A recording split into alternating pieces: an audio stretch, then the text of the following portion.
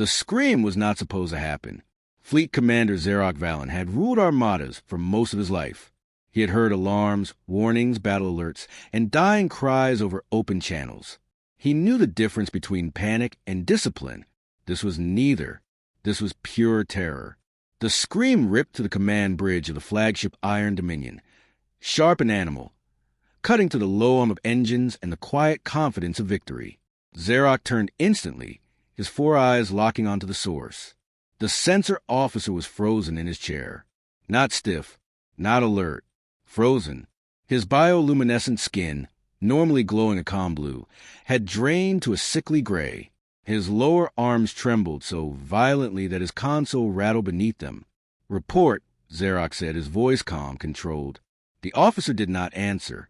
"Report," Xeroc repeated, louder now. The young officer swallowed. His throat convulsed twice before sound came out. "See Commander, unknown contact detected." Xeroc felt irritation rise. Unknown contact were routine. This sector was full of minor traders, scavengers, and weak exploratory craft. "One ship?" Xeroc asked flatly. "Yes." A murmur passed across the bridge. Xeroc exhaled slowly, then explained why you screamed like prey. The officer turned his head toward Xeroc. Fear filled all 4 of his eyes. "Because the identification is confirmed," he whispered. Xeroc stepped closer. "Confirmed as what?" The officer's voice dropped to barely audible. "Galactic Registry, Code 7. The bridge went silent. Not a single console beeped. Not a single officer moved. Xeroc felt something cold slide down his spine. Code 7. Every species in known space learned that code early. It was taught in academies, carved into border warnings, whispered in war colleges. Code 7 meant human. "Verify," Xeroc said quietly. "I did," the officer replied. 3 independent scans. "It is human." The tactical hologram shifted. A single red marker pulsed on the edge of the display. 1 ship against 384 warships. Xeroc stared at it. The flagship's windows showed as armadas stretched across space in perfect formation. Battleships, carriers, destroyers, support vessels. A force that had erased entire civilizations in days. And yet, something was wrong. The communications officer suddenly stood up so fast her chair toppled backward. "Commander," she said, voice tight. "Automatic identification broadcast completed." Xeroc's head snapped toward her. "What broadcast?" "Standard protocol. All fleet units receive the identification." Xeroc closed his eyes. Every captain knew now. Every crew member. Every gunner. Every engineer. A human ship was nearby. The tactical display flickered. 1 ship broke formation. Then another. Then 5. "Commander!" the tactical officer shouted. "Multiple vessels disengaging." "What?" Xeroc snarled. "On whose authority?" "No authority, sir. They're just leaving." The display turned chaotic. Ships accelerated away at full burn. Others powered down entirely, drifting lifelessly as if hoping invisibility would save them. 2 cruisers collided as their crews fought over control. "Recall them?" Xeroc roared. "I'm trying." Xeroc activated fleet-wide command. "This is Fleet Commander Xeroc Valen. Return to formation immediately. This is a direct order." Static, then overlapping voices. "We have to run." "It's human." "I'm not dying here." "Cut engines, maybe they won't notice." Xeroc slammed his fist into command console, denting reinforced alloy. "Cowards," he bellowed. "It's 1 ship." A calm voice interrupted the chaos. "Commander?" Xeroc turned. The face of Admiral Corthan, ancient and scarred, filled a private channel. His shell was cracked with old damage, half his body replaced by crude machinery. His eyes held no panic, only exhaustion. "Permission to come to the bridge," Corthan said. "You need context." Xeroc hesitated. "Granted." The channel closed. Xeroc turned back toward the viewport. Somewhere out there, the human ship waited. It did not advance. It did not retreat. It simply existed. And for the first time since his first conquest, Xeroc felt the cold truth settling into his chest. His armada was not being hunted. They were being observed. And whatever that human ship decided next would define whether any of them survived the day. Admiral Corthan limped onto the bridge like a ghost that refused to die. Every officer turned to stare, not out of respect. Out of fear. His shell was cracked in multiple places, patched with dull metal plates. One of his upper arms was fully mechanical, its joints clicking softly with every movement. His left eye glowed a dim red, artificial, unblinking. He was living proof of something no one on this fleet wanted to remember. He stopped beside Fleet Commander Xerox Valen and looked out through the massive viewport at the chaos unfolding across the Armada. Ships fleeing, ships drifting dead, ships colliding in panic. Corthan exhaled slowly. "So," he said, voice rough with age. The sensors finally screamed. Xerox clenched his jaw. "You said you had perspective. Start talking." Corthan nodded and turned his single natural eye toward the tactical display. The small red dot pulsed calmly. "That ship," he said, "is not here to fight us." Xerox felt a spark of anger. "Then why is my fleet tearing itself apart?" Corthan looked at him. "Because everyone here already knows how this story usually ends." Corthan tapped the control and brought up an ancient archive file. The image that appeared was grainy and old, burning worlds, shattered stations, drifting debris fields. "This," Corthan said, "is a Sui hegemony." Several officers shifted uneasily. "They ruled 40 systems," Corthan continued. "Largest fleet in their sector, 800 warships. They attacked a single human colony convoy." "What happened?" Xerox asked, though he already knew the answer. "They killed 2,000 human civilians," Corthan said quietly. "Men, women, children." The image changed. Empty space. No planets. No stations. No ships. "The CRE hegemony does not exist anymore," Corthan said. "Humans hunted them for 50 years. They did not stop until the last CRE life sign was gone." Silence swallowed the bridge. "That was 8 centuries ago," Xerox said. "Species change." "They didn't," Corthan replied. The archive shifted again. 300 years ago, Corthan said, the Voluan Empire tried enslaving a human mining outpost. A fleet appeared on screen. Thousands of ships.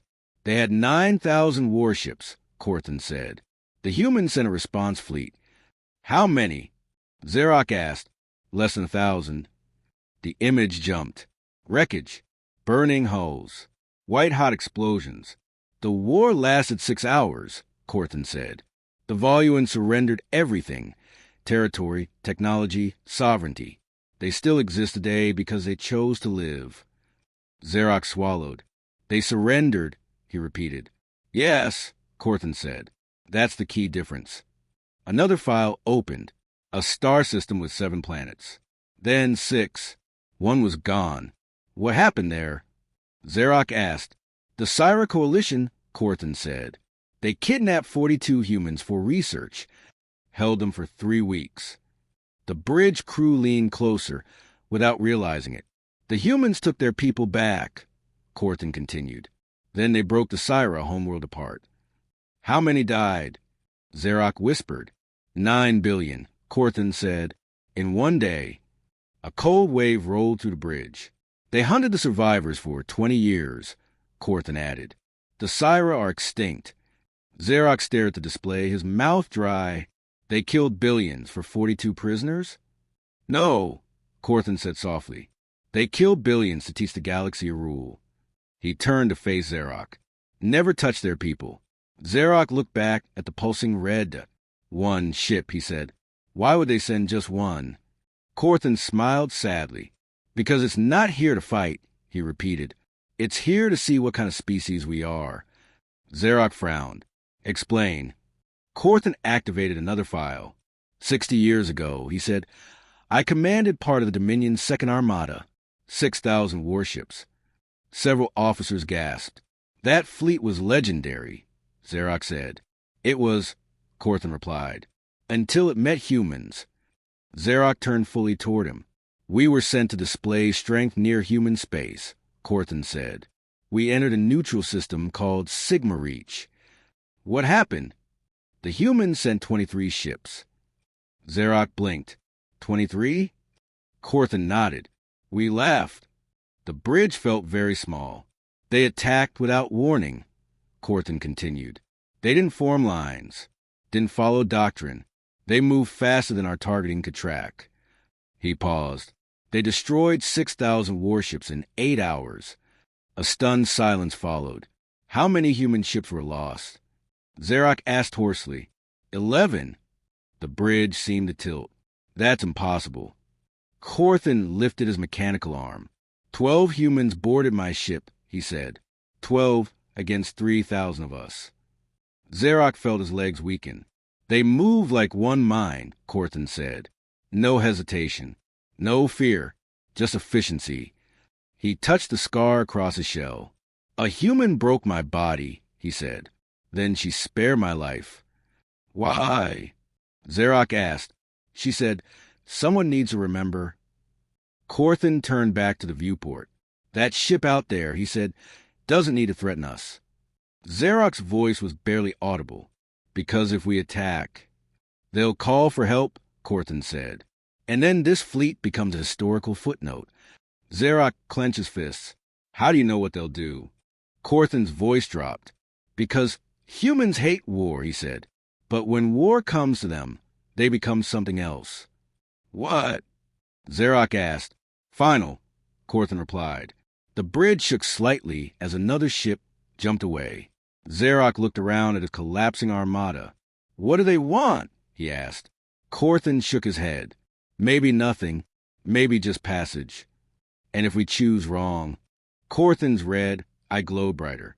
Then they'll make sure no one ever chooses the same mistake again. Xerox stared at the human contact. For the first time, he understood. The human ship wasn't small. It was sufficient. 15 minutes passed. Then 20. The human ship still did not move. No weapons charge. No engine flare. No transmission. Just a single gray vessel hanging in the void, calmly observing an armada that had begun to unravel under its gaze. Fleet Commander Xerox Valen stood motionless on the bridge of the Iron Dominion. His officers whispered in tight, fearful voices. Every few seconds, another ship either fled or powered down completely. Crews hoping stillness might be mistaken for surrender. Commander, the communications officer said quietly, we are receiving requests. Requests? Xerox asked without turning. From our own captains, she replied. They're asking permission to withdraw. Some are begging. Others aren't waiting for approval. Xerox closed his eyes. He had conquered worlds that screamed louder than this fleet, but none of them had ever gone silent like this. Admiral Corthan's words echoed in his mind. It's not here to fight. It's here to see what kind of species we are. Xerox exhaled slowly. Open a wideband channel, he said. All known human frequencies. Several officers stiffened. Commander, the tactical officer whispered. What if that provokes them? Xerox turned. If we do nothing, he said, voice low, we are already being judged. The comms officer's hands shook as she worked. Channel open, she said. Nothing happened. Seconds stretched. Then the main display flickered. Static washed across the screen, followed by a sudden crystal-clear image. A human. She was smaller than Xerox expected. Fragile-looking by Dominion standards. 2 arms. 2 eyes. No visible armor. Just a gray uniform marked with simple symbols. Her posture was relaxed, almost bored. Behind her, the bridge of the human ship looked calm. No frantic movement. No battle readiness. She looked directly into the camera, directly at Xerox. This is Captain Sarah Chin of the Terran vessel USS Remember the Fallen, she said. Her voice was flat, professional, emotionless. You are currently obstructing Trade Route 77 Alpha, she continued. This route is under Earth protection. The bridge of the Iron Dominion went completely silent. Xerox stepped forward. I am Fleet Commander Xerox Valen of the Dominion Armada, he said carefully. We were not informed this route was protected. Captain Chen's eyes did not change. You are being informed now. Xerox felt a ripple pass through his officers. Earth protection. Admiral Corthan had gone very still. May I ask, Xerox said, choosing his words like weapons, what Earth's intentions are? Captain Chun tilted her head slightly, as if considering something obvious. To keep traffic moving, she said, and to keep civilians alive. A pause. Your fleet's current heading suggests neither. Xerox clenched his lower hands. This system is unclaimed, he said. Our presence is legal under Galactic Charter. Captain Chin leaned forward slightly. Incorrect. She tapped something off-screen. A holographic overlay appeared between them. Official registry markings, timestamps, authorization codes. Kepler, 442 be submitted a protection request to Earth 3 standard days ago, she said. That request was approved this morning. Xerox's blood ran cold. 3 days ago, the same day his fleet had erased the Polaris system, the same day nearby colonies would have realized what was coming. They ran to humans, Xerox whispered. Captain Chin heard him. Yes, she said. They did. Xerox straightened. Then we will adjust our course, he said quickly. We have no desire for conflict with Earth. Captain Chin studied him in silence. The pause felt deliberate, measured. Then she spoke again. You have 2 options, Commander. The bridge seemed to lean closer. Option 1, Chin said, you alter course 40 degrees starboard. You bypass the protected route and continue on your way. A few officers exhaled in relief. And option 2? Xerox asked. Captain Chin smiled. It was small. It did not reach her eyes. Option 2 is you continue on your current heading, she said. In that case, I will classify your movement as hostile intent toward Earth-protected civilians. Xerox swallowed. You are 1 ship, he said, unable to stop himself. We are nearly 400. The smile vanished. Captain Chen's face became very still. Commander Xerox, she said quietly, I am not here to fight your fleet. Xerox frowned. Then what will you do? I will call for assistance. The bridge temperature seemed to drop. And then Captain Chin continued, her voice calm and absolute. You will learn why 32 species no longer exist. Admiral Corthan closed his eyes. Captain Chin leaned back in her chair. You have 15 minutes, she said. Starting now. The screen went dark. No one spoke. 200 captains stared at Xerox through the war room hollow channel, waiting. 15 minutes. The tactical officer broke the silence. Commander, human long-range relays are lighting up. They're not calling ships yet. What are they doing? Xerox asked. They're preparing channels, the officer replied, as if they expect to use them. Admiral Corthan finally spoke. She's serious, he said. She already decided the outcome. This time is for us, not her. Captain Marek, a known hardliner, raised his voice. We should attack. 1 ship cannot. Enough, Xerox snapped. He looked around, at terrified faces, at shaking hands, at captains who had once begged him for conquest. Then he remembered the images. Extinct empires, broken worlds, the phrase humans carved into history. Remember the fallen. Xerox raised his hand. All captains, he said, prepare to vote. The channel filled with stunned silence. Option 1, Xerox said, course correction. A pause. Hands began to rise. 1, 5, 20. Then every single one. Xerox turned to his navigation officer. Plot a 40-degree starboard course. Yes, Commander, she replied instantly. Execute. The Armada began to turn. 400 warships, engines adjusting, formation shifting, slowly bending away from protected route, prey changing direction. Outside, the human ship finally moved. It glided forward, passing the Armada without fear, without haste. As it did, Xerox saw the name painted along its scarred hull. USS Remember the Fallen. Xerox understood then. Humans did not name ships to frighten enemies. They named them so they would never forget why they fought. And the Armada completed its turn in silence. 400 warships, once a symbol of absolute dominance. shifted course with careful precision, engines humming softly as they obeyed a command born not of strength, but of survival. Fleet Commander Xeroc Valen stood alone at the front of the observation deck. He had dismissed his officers. He did not want witnesses. The stars slid slowly across the viewport as the fleet moved away from protected route. Behind them, the human ship continued on its path, steady, unhurried, unconcerned. It did not pursue. It did not signal victory. It simply passed. And that was worse than any battle. The communications board lit up with internal messages, requests for clarification, explanations demanded, whispers of disgrace. Xeroc ignored them all. He watched as a human vessel drew closer, its scarred hull rotating slightly as it crossed their path. At this distance, details became clear.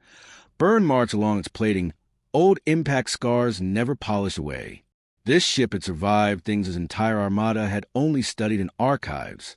The name along its side glowed faintly in reflected starlight. Remember the Fallen. Xeroc felt something tighten in his chest. Not fear, understanding. Admiral Corthan joined him quietly. "She's judging us," Xeroc said without looking. Corthan nodded.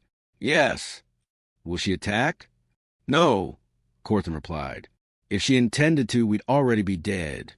Xeroc exhaled slowly. "That feels worse."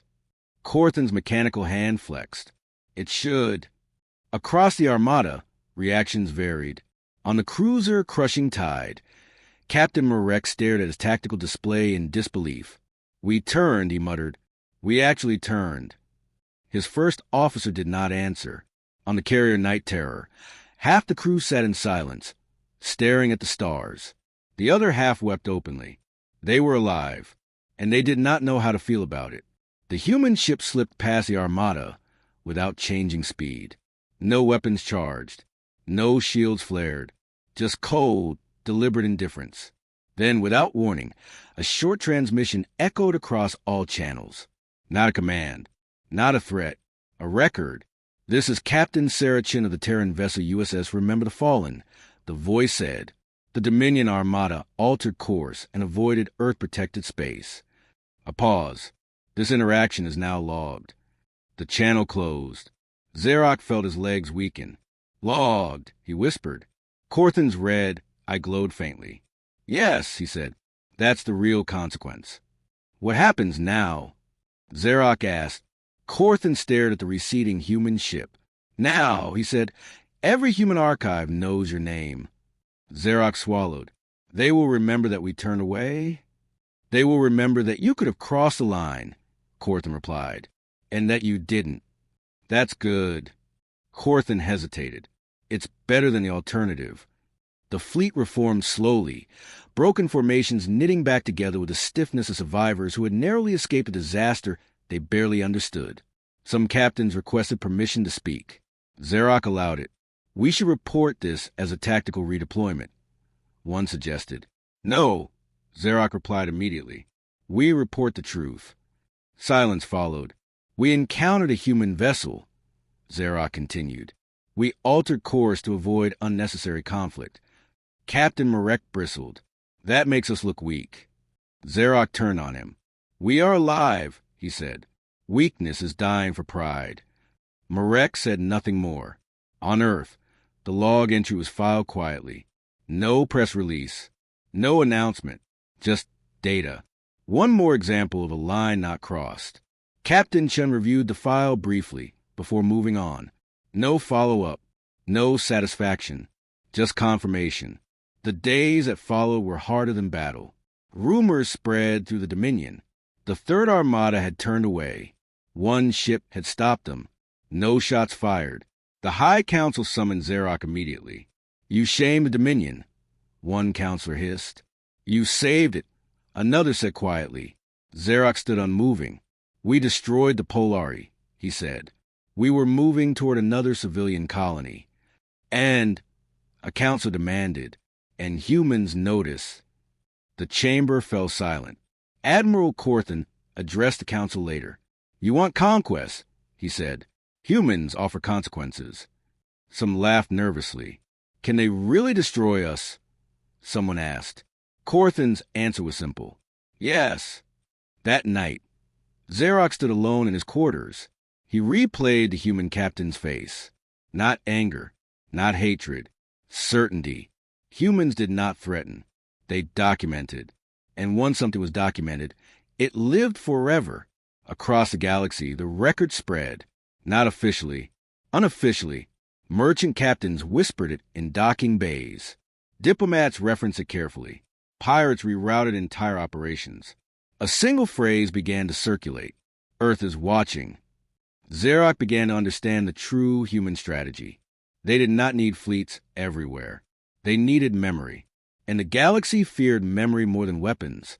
Weeks later, a final message arrived at the Iron Dominion. Short, encrypted, human. Xerox hesitated before opening it. When he did, only one line appeared. You chose correctly. No signature. No explanation. Xerox sank into his chair. It was not praise. It was a warning. He looked out at the stars. At routes he would never again travel. At colonies he would never again touch. The Dominion would survive, but it would never rule the same way again. Because somewhere out there, humans remembered, and they were patient. The first reaction was denial. The Dominion High Council reviewed Fleet Commander Xerox Valen's report in a sealed chamber, surrounded by holographic projections and ancient banners of conquest. One ship does not stop an armada, one counselor snapped. Xerox exaggerated. Another insisted. This is fear, not strategy. Xerox stood silently at the center of the chamber. He did not argue. He did not defend himself. He simply waited, because he knew denial was always the first stage. The second reaction came 3 days later. Panic. A merchant convoy rerouted around Dominion-controlled space after detecting a Terran transponder 2 systems away. Then another convoy did the same. Then a neutral trade guild suspended contracts until the human situation clarified. Clarified. The word spread like a disease. Intelligence briefings grew darker by the hour. Border systems reported unexplained evacuations. Independent worlds quietly requested observer status with Earth. Minor species began scrubbing old records of anti-human rhetoric. None of it was coordinated. That made it worse. The Dominion High Council reconvened. This time, the room felt smaller. Explain, demanded Councilor Redhan, mandibles clicking with agitation. Why are our trade routes collapsing? Xerox finally spoke. Because humans were seen, he said simply. That is absurd. No, Xerox replied. It is history. Admiral Corthan was summoned. He entered the chamber slowly, supported by his mechanical leg. Some counselors looked away. Others stared. You faced humans before, Redhan said. Tell us the truth. Corthan's voice was steady. The truth is simple, he said. Humans do not need to win battles anymore. Their reputation does the fighting for them. He activated a galactic map. Small icons began to appear. These are systems that altered policy after our encounter, Corthan said. Not because humans ordered it, because they were afraid of being remembered. One counselor scoffed. Remembered for what? Corthan's artificial eye glowed. For choosing wrong. The room fell silent as more data filled the air. A pirate confederation disbanded overnight after rumors of human patrols. A slaver hub self-destructed its records and released prisoners. 3 minor empires issued public statements condemning past misunderstandings with Earth. Xerox felt something heavy settle in his chest. The galaxy was adjusting, without being told to. Why now? A counselor asked quietly. Why this ship? Why this moment? Corthan turned toward Xerox. Because humans are patient, he said. They let patterns form. Then they act once, clearly. He gestured outward.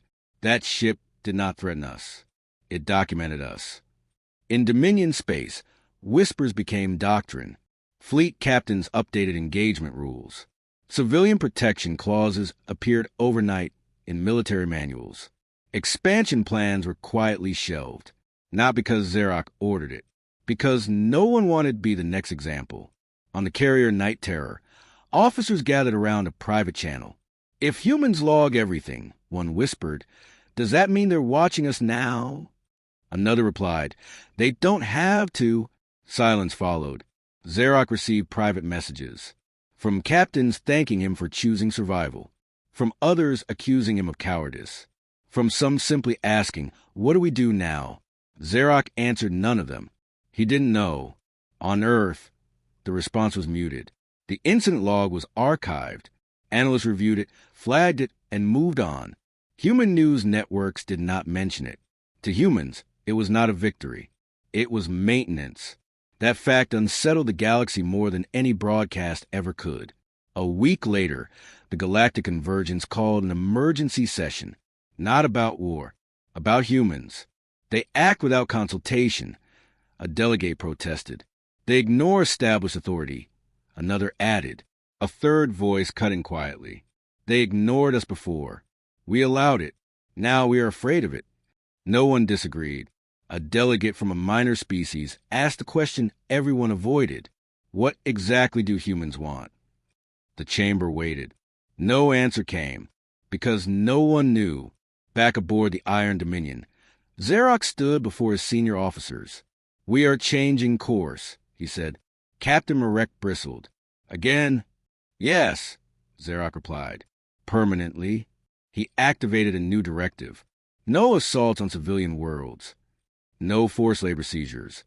No expansion without verification. A stunned silence followed. This is not the Dominion way, someone protested. Xerox's eyes hardened. The old way ends with extinction. Admiral Corthan nodded slowly. This is how it begins, he said. Fear becomes wisdom. Across the galaxy, similar decisions were being made. Quietly, independently. Fear spread, not as panic, but as calculation. Humans did not need to intervene. The galaxy was regulating itself. That night, Xerox received another message. Human, encrypted. He opened it alone. Only 2 lines appeared. No further action required. Continue current course. Xerox stared at the words. No praise. No warning. Just acknowledgement. For the first time in his life, Xerox felt something unfamiliar. Relief. He looked out at the stars. At the routes he once would have burned. At the worlds he once would have conquered. The Dominion still existed, but it was changing. Because somewhere out there, a species remembered. And fear, true fear, had finally taught the galaxy restraint. The galaxy did not declare humanity a superpower. That would have been comforting. Titles could be challenged. Empires could be opposed. What unsettled everyone was that no one could name what humans had become. At the Galactic Convergence, emergency sessions blurred into one another. Delegates arrived tense, stayed silent, and left changed. They ignored treaties. One counselor complained. They ignore us. Another corrected. They ignore power. A third whispered. And that was the problem. A projection filled the chamber. Human trade lanes. They did not dominate space. They threaded through it. Wherever those lanes passed, conflict dropped. Piracy declined. Slaving operations vanished. Border skirmishes stalled. Not because humans enforce law. Because everyone else adjusted behavior. A military analyst from the Voron Union spoke carefully. Humans don't occupy territory, he said. They occupy consequence. The phrase spread quickly.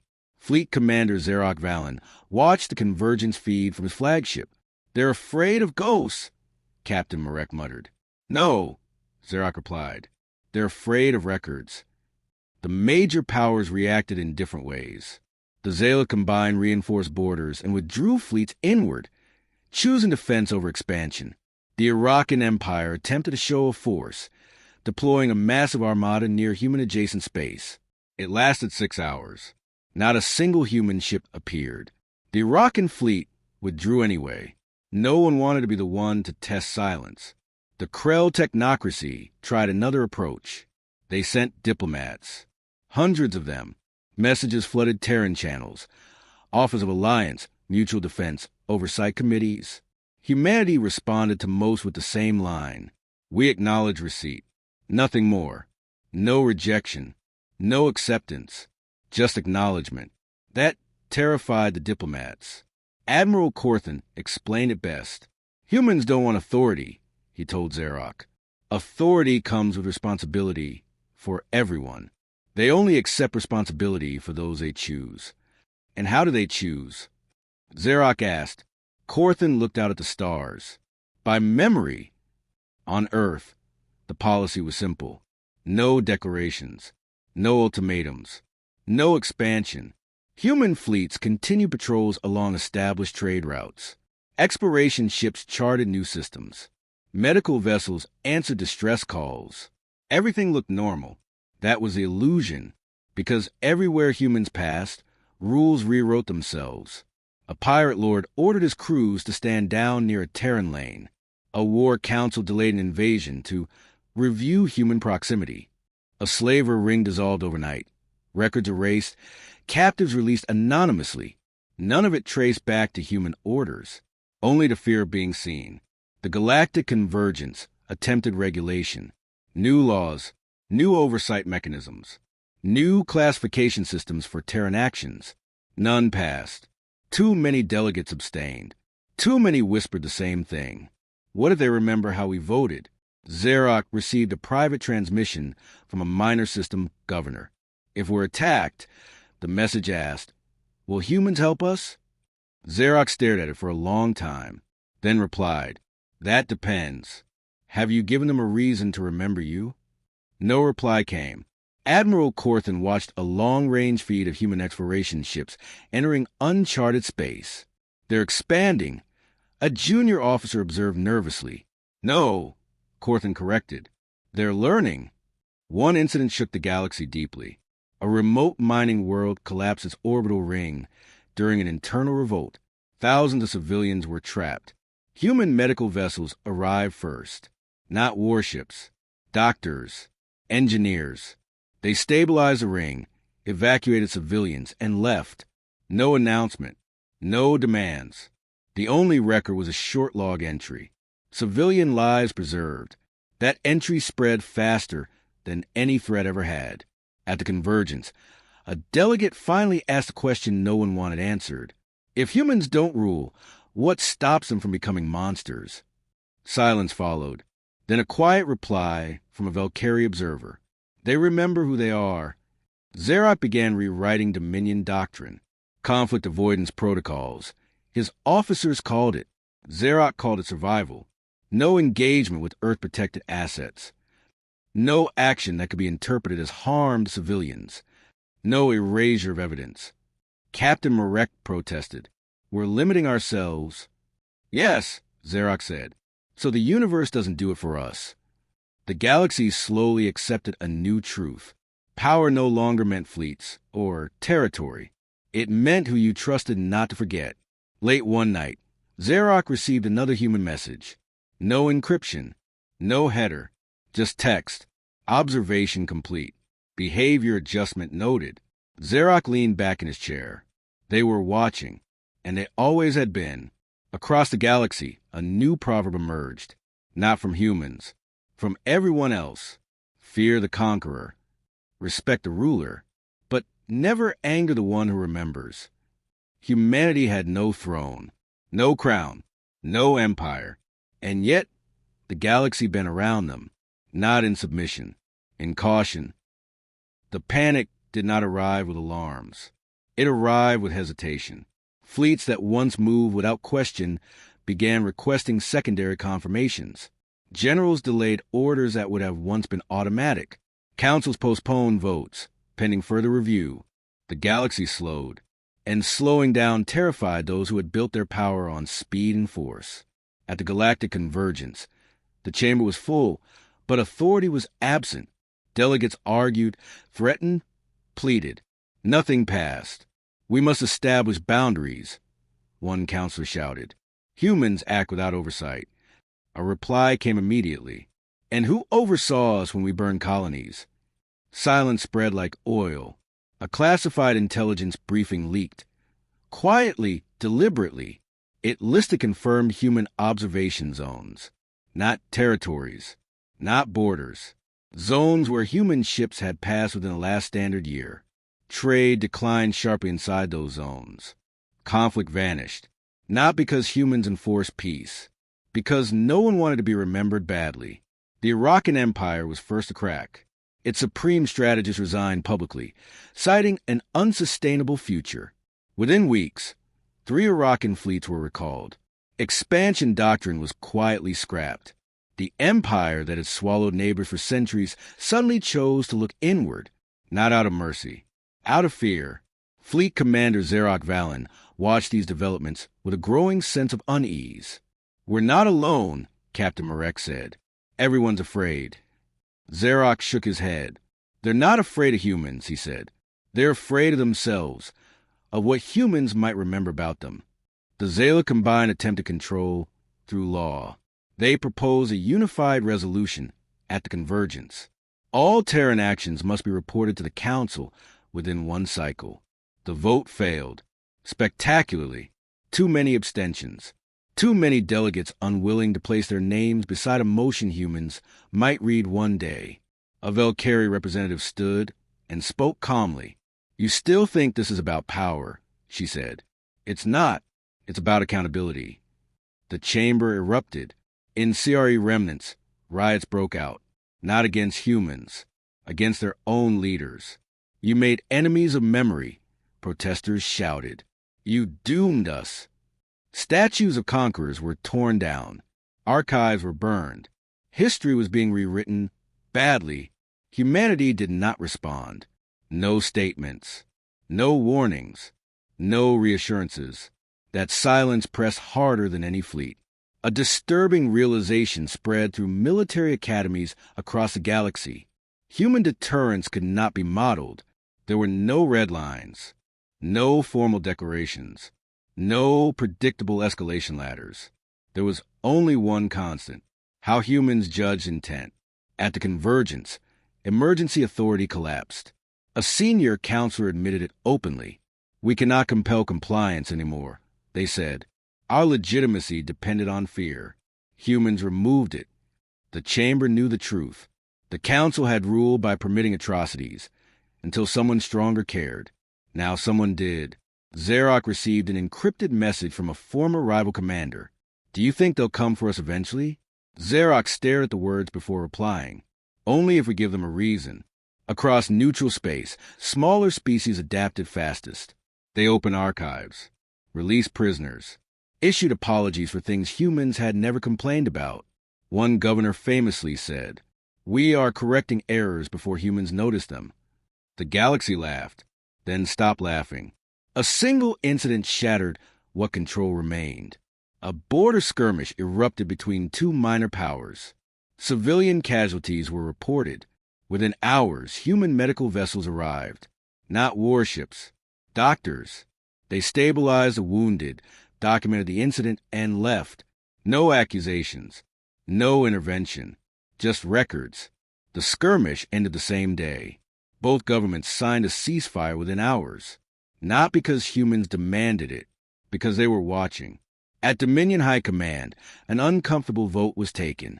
From this day forward, the decree read, "No operation will proceed without civilian impact review."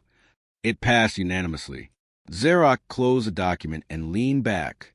"This would have been called weakness a year ago," Captain Marek said. Xerox nodded. "Now it's called survival." The old empires realized too late what they had lost. They could no longer shape narratives. They could not hide atrocities.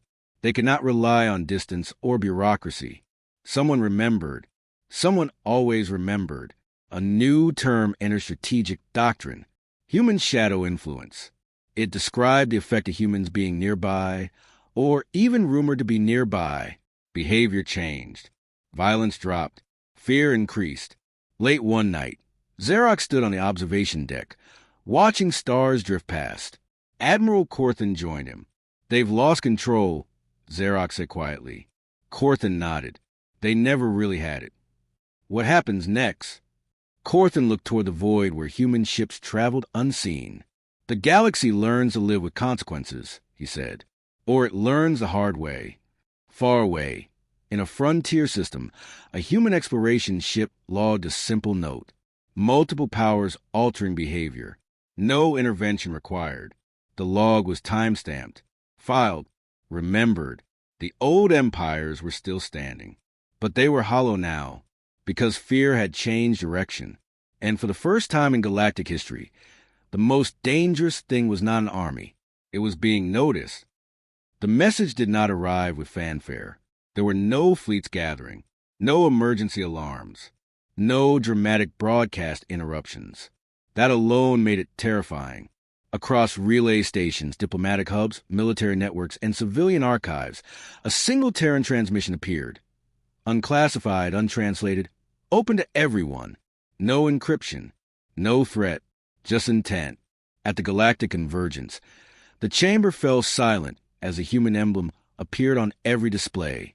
Fleet Commander Xeroc Valen watched from his flagship as the same feed activated. Admiral Corthan did not move. He already knew what this was. "This isn't for us," Corthan said quietly. "It's for everyone." The screen shifted. A human stood at the center of the frame, not in military armor, not behind weapons. A simple uniform, calm posture, eyes that had seen too much. "This message is being broadcast to all spacefaring civilizations," the human said. "I am Admiral Elias Rowe, speaking on behalf of Earth." The name was unfamiliar. That was deliberate. "We are not declaring war," Rowe continued. "We are not forming alliances. We are not claiming territory." A pause. "We are clarifying expectations." The word rippled through the chamber. Expectations. Across the galaxy, leaders leaned forward. This was new. "For most of our history," Rowe said, "humanity believed that distance protected us, that if we stayed quiet, built our worlds, and avoided conflict, we would be left alone." His gaze hardened, not with anger, but resolve. "We were wrong." Images appeared. Burned colonies, evacuation ships, mass graves, human worlds, human civilians. "These are not grievances," Rowe said. "They are records." Another pause. "We do not forget records." At the convergence, several delegates shifted uncomfortably. Some recognized systems in those images. "Humanity does not seek to govern the galaxy," Rowe said. "We have no interest in ruling others." The image changed. Human medical ships evacuating civilians. Engineers rebuilding orbital habitats. Trade convoys passing peacefully through alien space. "We prefer cooperation," Rowe continued. "But cooperation requires one thing." His eyes met the camera. Restraint. Fleet Commander Xeroc felt his chest tighten. This was not a threat. It was a line being drawn. "If you harm human civilians," Rowe said, "we will respond. If you harm those under our protection," he continued, "we will respond. And if you harm others in ways meant to hide behind distance, bureaucracy, or silence." Rowe paused. "We will remember." The chamber felt smaller, heavier. "This is not punishment," Rowe said.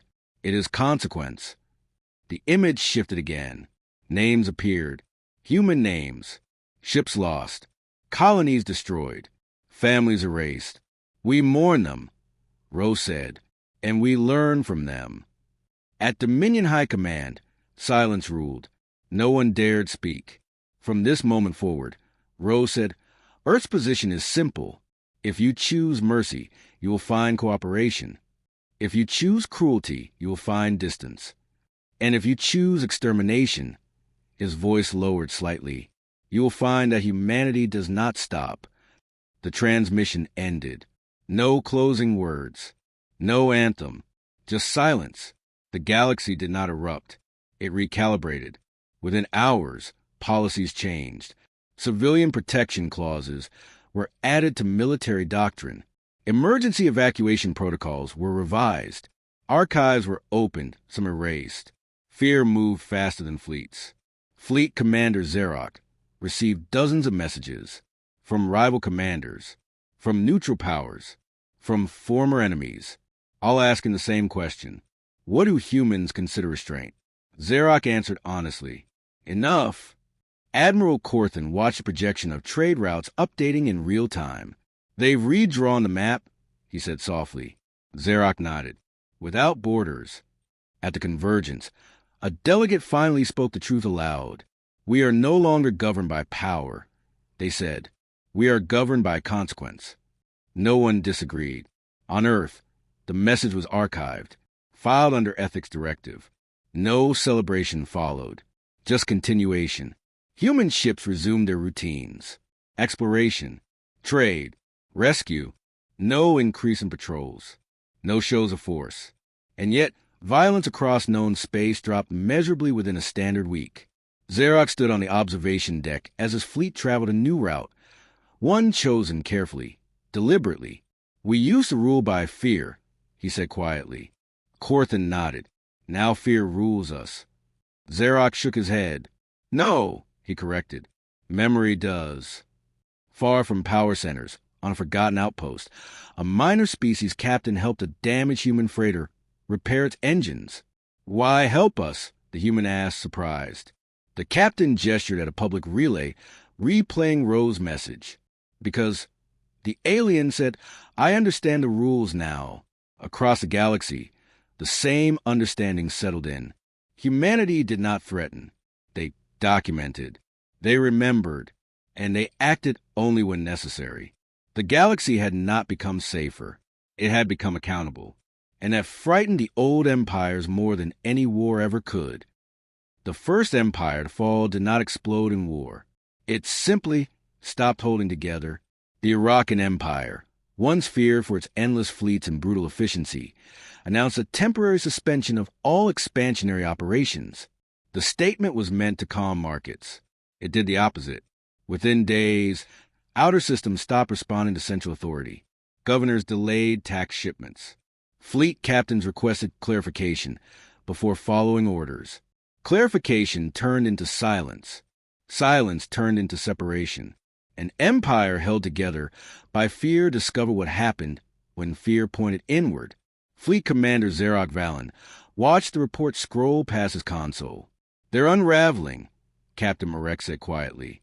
Yes, Xerox replied, because their power was never loyalty. It was momentum. Momentum, once lost, never returned. At the Galactic Convergence, emergency authority collapsed openly. A senior counselor stood before the chamber, voice shaking. We cannot enforce our rulings. Member states are ignoring votes. Fleets are acting independently. Another delegate answered with brutal honesty. They're not ignoring us. They're avoiding responsibility. The chamber fell silent. Responsibility was dangerous now. Across former CRE space, something unprecedented happened. Trials, not symbolic ones. Real ones. Former warlords were arrested by their own people. Archive footage of atrocities, once buried, was dragged into the light. Crowds demanded answers, not from humans, from themselves. We were warned. Protesters shouted, and we ignored it. Humanity had not forced justice. They had made ignoring it impossible. Admiral Corthan explained it best. Empires survive by pretending consequences are negotiable, he said to Xerox. Humans remove that illusion. One by one, ancient powers recalculated. The Xaelith Combined dismantled its slave labor infrastructure in a single cycle. Not out of compassion, but terror of documentation. The Vorin Union released prisoners and issued public apologies for historic misunderstandings. The words sounded hollow, but the actions were real. Humanity did nothing. That was the cruelest part. No approval, no condemnation, just observation. Xerox received a message from a former rival, now a refugee leader.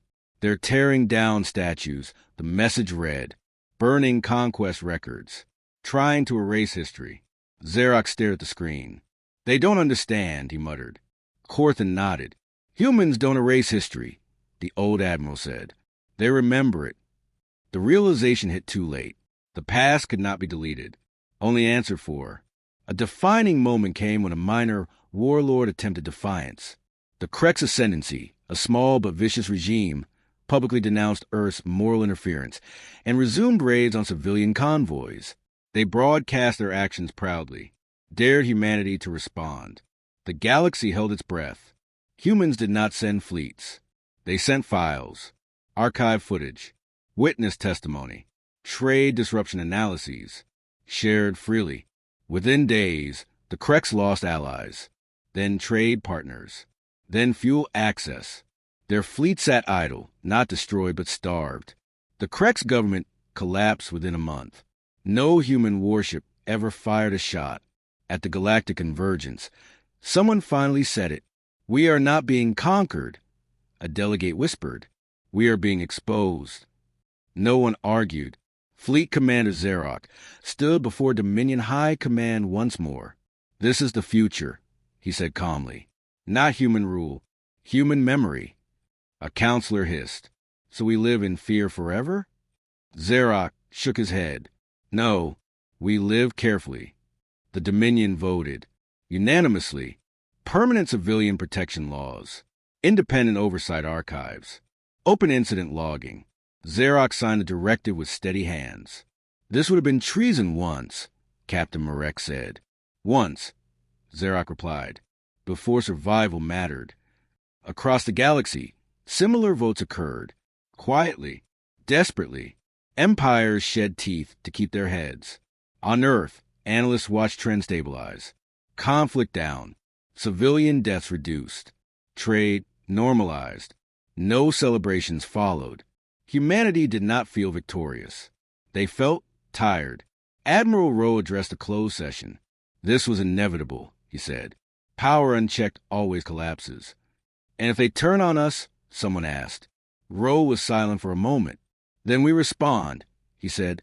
"But we do not rush history." Xerox stood alone on the observation deck that night. Stars drifted past, quiet, indifferent. "We were conquerors," he said softly. "Now we're students." Corthan smiled faintly. Better than becoming a lesson. Across the galaxy, old power structures cracked and fell away. Not because humans destroyed them, but because humans forced everyone to look at what they were. And some things could not survive being seen. The galaxy did not celebrate the end of anything. There were no victory parades, no declarations of a new era, no monuments raised to mark a turning point. History rarely announced itself that way. Instead, the galaxy changed how it breathed. Years passed, slowly at first, then all at once. Trade lanes once choked by war became busy again. Civilian traffic increased. Border systems that had lived in fear for generations began building instead of fortifying, not because humanity ruled them, but because humanity might notice. Fleet Commander Xerox Valen stood on the observation deck of the Iron Dominion, watching a convoy of civilian vessels pass safely through space his fleet once would have burned. "They don't flinch anymore," Captain Marek said quietly beside him. "No," Xerox replied. "They trust the silence." Marek frowned. "Silence." Xerox nodded. "The fact that humans are quiet means nothing is wrong." That understanding had spread everywhere. When humans were loud, worlds died. When they were silent, the galaxy functioned. The Dominion was no longer an empire. It was something smaller, something wiser. Conquest fleets had been converted into patrol groups. Expansion budgets rerouted into infrastructure. Former slave worlds were granted autonomy, not out of kindness, but necessity. Xerox signed the final reform document without hesitation. "What will history call us?" Marek asked. Xerox thought for a moment. "Survivors," he said. At the Galactic Convergence, the chamber still stood, but it no longer pretended to command. Delegates met to share data, resolve disputes, and, most importantly, record events. Every incident was logged. Every civilian death documented. Every decision archived. Because the worst thing now was not being attacked. It was being remembered for the wrong reason. A Valkyrie observer summarized it best during one session. Once, power decided truth. She said, "Now, records do." No one disagreed. On Earth, Admiral Elias Rowe retired quietly. No medals, no speeches. He left behind a single directive, stored in the Terran Historical Archive. "We do not intervene to rule. We intervene to remember. And we act only when memory demands it." The directive was marked permanent. Humanity did not expand its borders. It expanded its archives. Exploration ships mapped new systems. Medical fleets responded to disasters. Trade vessels connected cultures that once feared each other. Every interaction logged. Every kindness remembered.